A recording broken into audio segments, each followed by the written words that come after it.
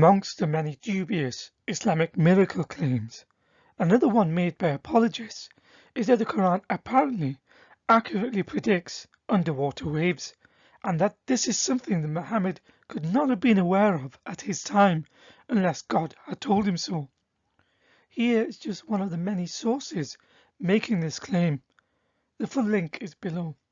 It goes on to conclude, how could an illiterate man who lived 1400 years ago have known about internal waves?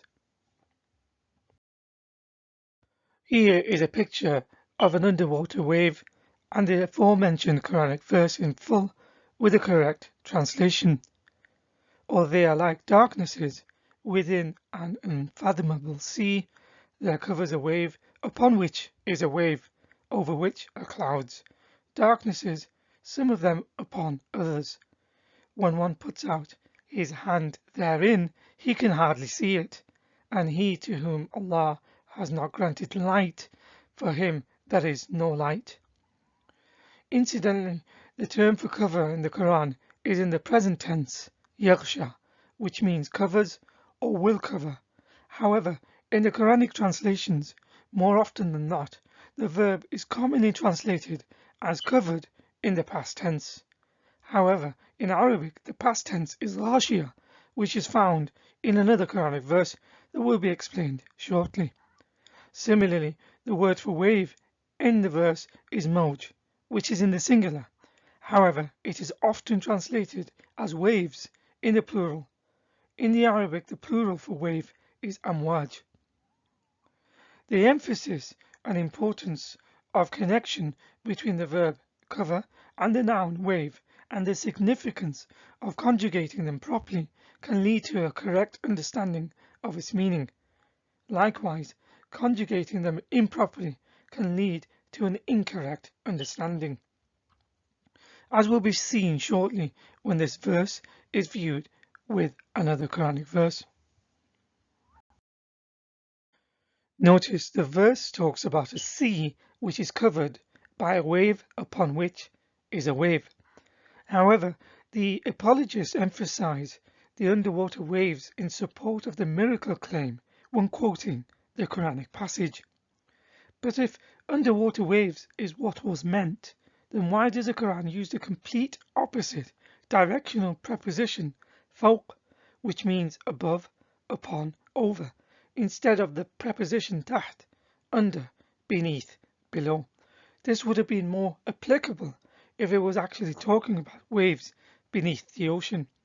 In other words, the impact of emphasizing underwater waves is lost because the Quran uses fawq, above, rather than taht, below, when describing the waves. The real reason why it uses fawq, above, is because the Quran is really talking about something akin to this picture, where a wave is naturally observed by anyone crashing on top of one another on the ocean surface. So it is not what the apologists want people to believe it is saying, as the Quranic verse does not say anything about underwater waves.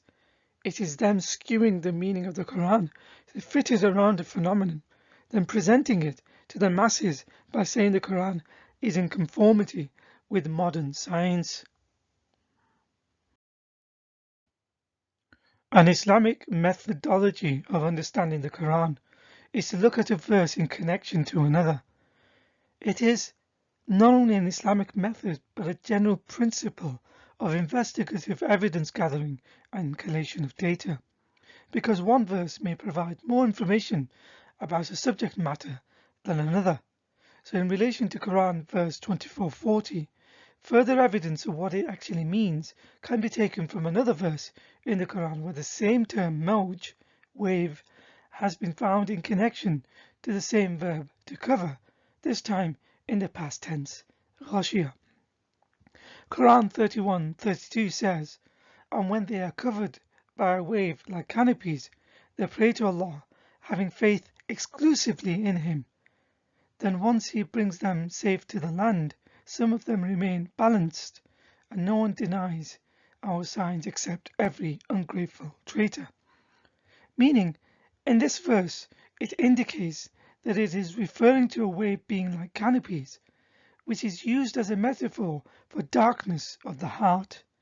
So there is no indication of a physical layering or stratification of the waves under the ocean. Further still, another method of verifying what a verse may mean is to study the works of the classical commentaries. None of the major classical scholars of Islam, who understood the Quran, its grammar and context better than today's apologists, ever made the connection that Quran verse 2440 meant that it indicates the scientific claims of there being waves under the ocean. Prominent figures such as Ibn Abbas, At-Tabari, Ibn Kathir, Qurtubi, Jalalain and others linked the phrase wave upon a wave as a metaphor for disbelief and darkness of the disbeliever's heart. It has nothing to do with a scientific miracle found in the Quran. For example, this is what Ibn Abbas says it means. The similitude of denial in the heart of the disbeliever is like darkness in the depth of a very deep sea. There covereth him a wave, above which is a wave, another wave. Likewise, the heart of the disbeliever, like the denial in his heart, is similar to the darkness of the bottom of the sea, and his heart is like a deep sea, and his chest is like a huge wave, and his works are like a useless cloud, because Allah sealed the disbeliever's hearts and hearings and sights, layer upon a layer of darkness. When he holdeth out his hand, he scarce can see it, from intense darkness. Likewise, the disbeliever does not see the truth and guidance because of the intense darkness of his heart. And it goes on. There is nothing unique about the term wave upon a wave, as it is an expression found in scriptures other than the Quran. Miracle claims are not attached to them, nor attempted by adherents of these other religions.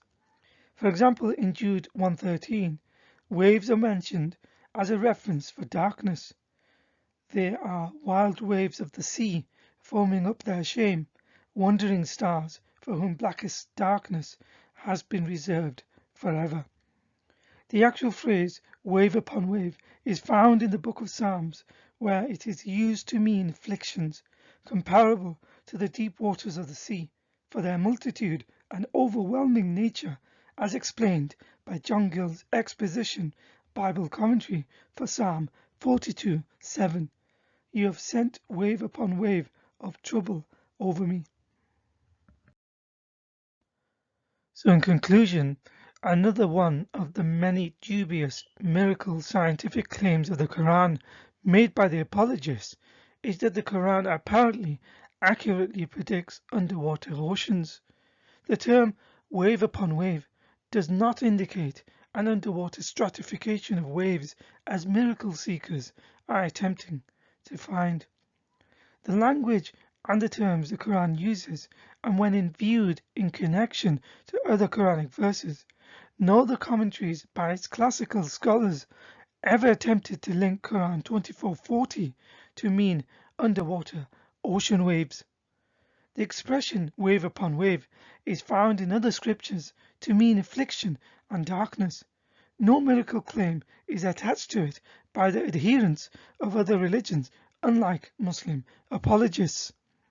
This is another example of apologists trying to reconcile the Quran with any science they have to hand, this time skewing the Quran to fit it around the science.